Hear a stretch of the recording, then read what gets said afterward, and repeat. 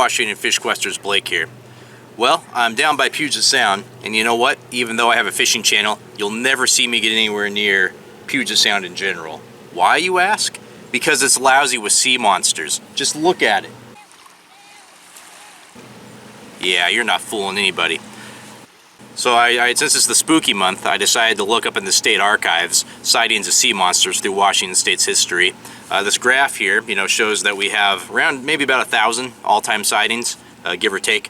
They peaked from 1870 to 1930, and why that is terrifying is that means that the sea monsters, with when people had more cameras available to them and video recording technology, they actually got smarter. So they made it harder for them to see. But there are some good ones in that period from 1817 to 1930 that I really liked. One was the devilfish caught out of Hood Canal. That's a really good little clip there. If anybody wants me to put these clips up on a story, let me know, because I got them all saved. And then in 1926, there was a 40-foot behemoth. It didn't have a catchy name, but it was off the Washington and BC coast, and it was terrorizing, or at least existing, around the fishing fleet. So it was freaking out lots of career fishermen. So that was pretty cool. However, there is one that really caught my eye because it was done in the modern era from 1977 to 1988. So there was dozens of articles written on it. This is a real sea monster.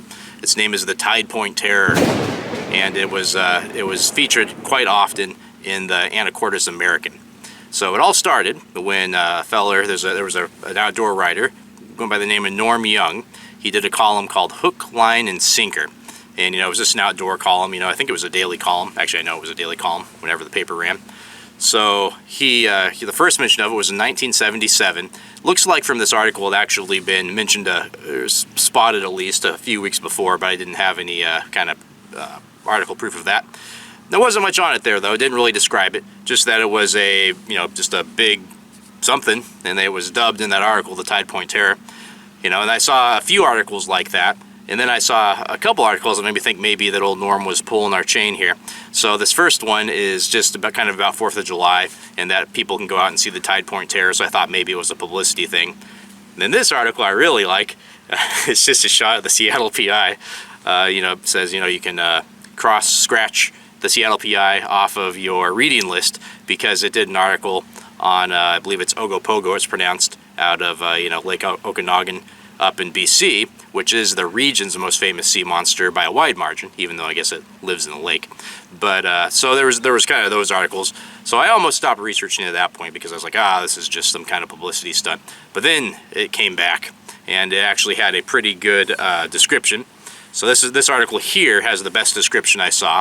It says it was nearly 4,000 pounds. It was eating a dogfish, a large dogfish, and it was horse-faced, so that was an interesting description. It was also the ugliest animal, take that TIDEPOINT Terror, or monster, they also call it the TIDEPOINT Monster, that the person who saw it had ever seen. So it's this hideous horse-faced dogfish-eating monster, but it does seem to have a friendly personality. Looks like this person actually calls it Tidy, because I guess he sees it quite a bit. So at any rate, yeah, it looks like Tidy, the TIDEPOINT Monster, the TIDEPOINT Terror was the real deal, and so then there's a bunch more articles. And then finally in 1982, so this is 5 years, 6 years, 5 years I think, after the first sighting, they finally got some clarity on what it might be. This article here mentions a huge sea elephant, so that's a good clue. And then 6 years later, this article kind of, summed it up for me. Again, a little more in depth here, calling it a huge sea elephant. So, indeed the TIDEPOINT Terror was real. However, it was an animal known as a northern sea elephant. Dang it, not sea elephant. It's a northern elephant seal. It was a northern elephant seal. Not a sea elephant, but that sounds kind of cooler, I guess. At any rate, they are a common animal, in the Pacific Ocean. However, they tend to breed off of Mexico and California, and they come up here to eat. And they'll usually eat more kind of out on the continental shelf, but they will come in to eat if the food's good, I guess. They'll eat about anything, too. They will eat dogfish, they'll eat octopus. There's been underwater footage of them now eating hagfish. I mean, they'll eat basically what they can eat. They get huge. So actually, the one article that said weighed nearly 4,000 pounds may have been an underestimate. Either that or it was it's probably like a regular sized male, because a male can get up to about 5,000 pounds, and some exceptional individuals can get up to about 8,000 pounds, which is just bonkers. So look at this here. This is actually a southern elephant seal, which gets even larger, but I just wanted to show you this picture because you can see how monstrous the southern elephant seal is. Again, it was a northern, though, in the case of the Tide Point Terror. So there you go.